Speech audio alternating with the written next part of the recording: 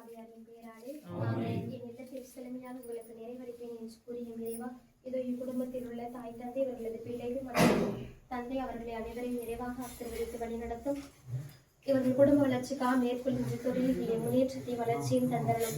இதோ படிக்கின்ற குழந்தைகள் கல்வியிலும் இறைஞானத்திலும் சிறந்து விளங்க தூய ஆவியினர் வழியாக இவர்களுக்கு ஞானத்தை அளித்தரணும். பிறக்கவிருக்கின்ற உன் பிறப்பு 9 வருடமும் இவர்களுக்கு வளமான வருடமாக அமைந்து உன் பிறப்பு இவர்களது குடும்பத்தில் அன்பு, அமைதி, மகிழ்ச்சி, சமாதானத்தை கொண்டு வருவதாக. என்னாலும் ஒரு அருளும் ஆசிரும் இவர்களை குடை சூழ்ந்து காத்துள்ள வேண்டும் என்று எங்கள் ஆண்டவராகிய கிறிஸ்து வழியாக மன்றாடுகின்றோம்.